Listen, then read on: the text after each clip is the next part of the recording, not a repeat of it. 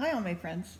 Um, Thank you for your recent comments on some songs I've done in the past, and so I really appreciate that. Um, and yeah, so anyway, everything's going well. I hope everything's going well with you. Gonna be doing some more music this weekend. Yay! Um, we finished the Swedenborg book, page 255, so I'm going to start with that.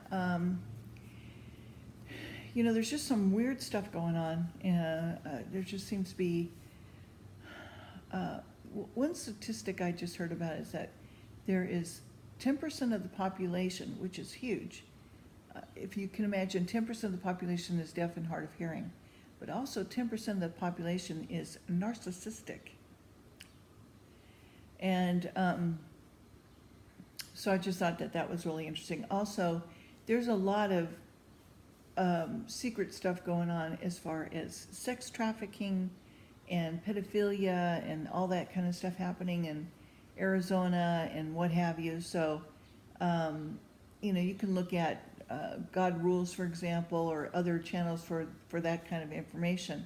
But there's just a lot of sick people out there, just really, ugh. Um, and, just a lot of empty souls out there.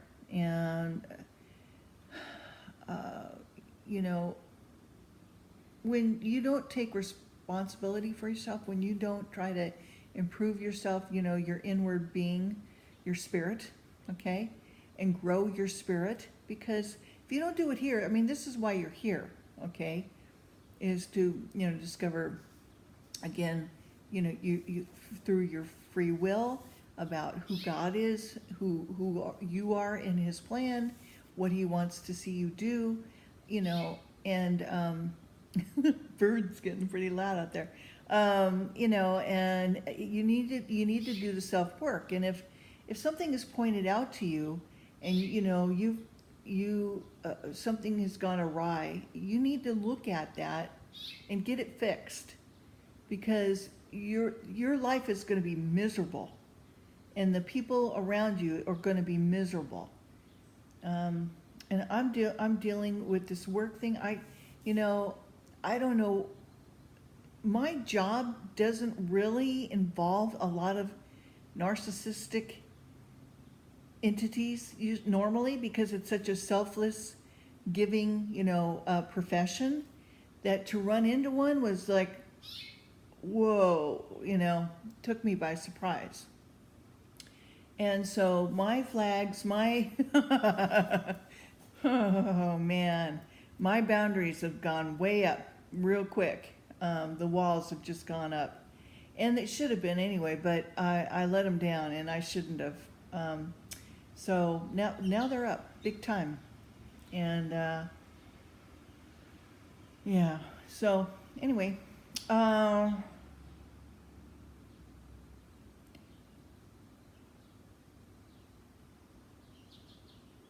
Any of you who are living in that kind of a situation, if you can, just get out, get away from people,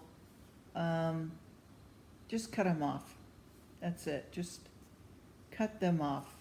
And they are inconsequential and of no importance.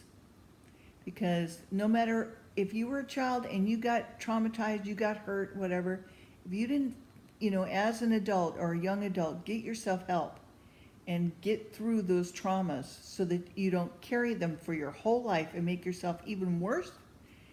And it doesn't mean that it wouldn't happen anyway. Depending on, if any high corporate office situation, most of the managers and administrators are narcissistic. Anybody in finance, anybody in, look at our president. I mean, granted, he's a new Christian and all that, but he's more grandiose as opposed to the covert, who is like a cobra snake, um, daughters and sons of Satan, absolutely no soul in them. Their soul is so far away from them in their inside that they are so closed off towards hell. It's not even funny. So, empty shells, liars, self-entitled, arrogant, self-aggrandizing, just empty sacks of meat, really. Just despicable individuals. Okay, and all you can do is pray. That's it. And stay the heck away from them. All right, so that's what I'm dealing with at work. Lovely, huh? Yeah. In Matthew, he calls the former the first and the great commandment, and says the law and prophets depend upon those commandments.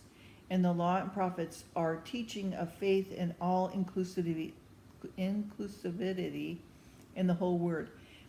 One more thing about that. Even though the Lord says love your neighbor, love your enemies, right? Loving somebody sometimes is cutting them off, okay? Loving somebody sometimes is clobbering them over the head, and saying no. Especially when you get the maturity of a 5-year-old. Okay. All right, that's all I'm going to say about it. So the words, the lights will act as signals and will be used for seasons, both for the days and for the years, contain more hidden information than can be spelled out in the present work, even though none of it appears in the literal meaning. See, that's what I love about Swedenborg, okay? The only thing that is said at the time is spiritual and heavenly things as a group and individuality go through cycles for which the daily and yearly cycles are metaphors. The daily cycles begins in the morning, okay? Extends to midday, then to evening, and through the night to the morning.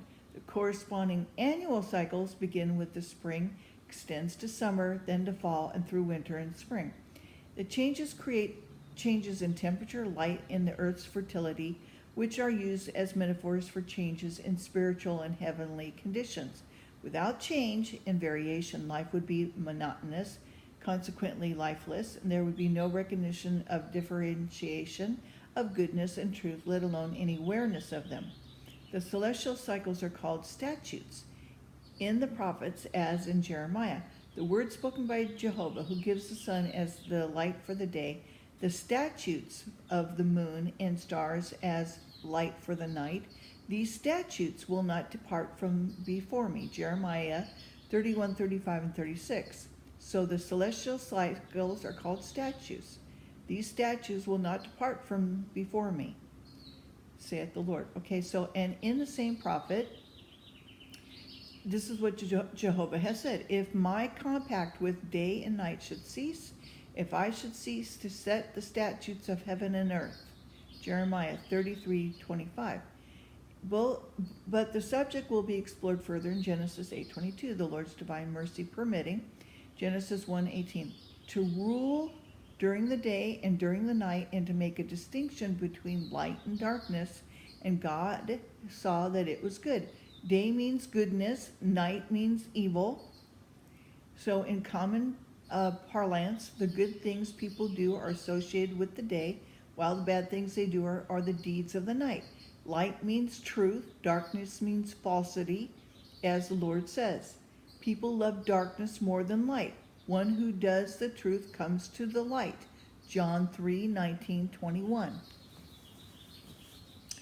Okay, so Genesis 1:19, and there was evening and there was morning on the fourth day. Genesis 1:20, and God said, let the waters cause the creeping animal, living soul, to creep out. Let the bird flit over the land, over the face of the expanse of heavens. After the great lights are kindled and placed in the inner self, and the outer self is receiving light from them, the time arrives when we first start to live. Earlier, we can hardly be said to have been alive, thinking as we did that the good we performed and the truth we speak originate in ourselves.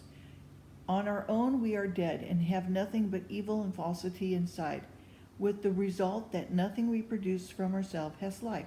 So true is that by our own power we cannot do anything good, at least not anything inherently good. From the doctrine taught by faith, anyone can see that we cannot so much as think a good thought or will a good result or consequently do a good deed except through the Lord's power. After all, in Matthew the Lord says, "The one who sows good seed is the son of humankind." Matthew 13:37. Good cannot come from anywhere but this same unique source. As he also says, nobody is good except the one God. Luke 18:19. So, without the Lord, I'm not good. Same thing with you.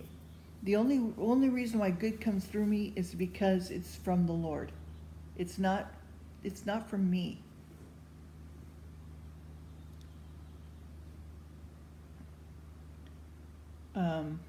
I just got a message. Okay, so at this stage, we cannot view the situation in any other way. Neither can we be led in another way to believe and then perceive that everything good and true comes from the Lord alone. As long as our thinking ran along these lines, the truth and goodness we possess were equated with a tender plant or grass, next with the plant bearing seed, then with fruit tree, none of which has a living soul. Now, when love and faith have brought us to life, and we believe that the Lord brings about all good we do and the truth we speak, we are compared initially to creeping animals of the water and birds flitting over the land, and later to beasts. And all of these animate and are called living souls. The creeping animals and the water breed symbolize facts that occur. Waters breed symbolize facts that the outer self knows. Birds in general symbolize the logical reasoning. They also symbolize matters that we truly understand, which belong to the inner self. The following verses in Isaiah demonstrate the symbolism of creeping animals of the water, fish as facts. I came, there was no man in my censure. I will dry up the sea, I will make the rivers a desert. The fish will sink in the lack of water and die of thirst. I will dress the heavens in black. Isaiah 52:3. Evidence still clearer appears in Ezekiel, and all the Lord describes a new temple, the general meaning of which is a new church, an inherent of the church or persons reborn, since everyone who is reborn is a temple to the Lord. So we're all churches. Okay? The Lord Jehovah said to me, the water which will go out to the boundary towards the east and go toward the sea will be channeled down into the sea, and the water of the sea will be cured. And it will come about that with every living soul that creeps out in any place where the water of the rivers goes will survive, and the fish will be numerous, because that water goes there and will be cured, and everything will live. And wherever the river goes, it will happen that the fishers will stand over it from En-gedi to En-galim, and they will be separating their tents. Their fish will be of all kinds, like the fish of the great sea, very numerous. Ezekiel 47:8, 9, and 10. Fishers from En-gedi to En-galim, spreading their nets, symbolizes people who are to teach the earthly plane of the human mind about the truths that make up the faith. Passages in the prophets establish the fact that the birds symbolize logical reasoning and concepts truly understood. In Isaiah, for example, I'm calling the winged creature from the sunrise the man I planned on from a faraway land. Isaiah 46:11. In Jeremiah, I looked and there not a human. Every bird of the heaven has fled. Jeremiah 4:25. And in Ezekiel, I will plant a cutting of the tall cedar, and it will lift its branch, make fruit, become a majestic cedar, and every bird of every wing will live under it, and in the shade of its branches they will live. Ezekiel 17:22 and 23.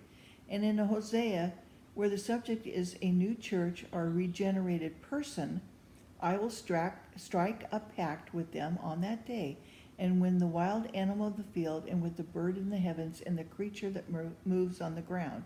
Hosea 2:18. Wild animal obviously does not mean a wild animal or a bird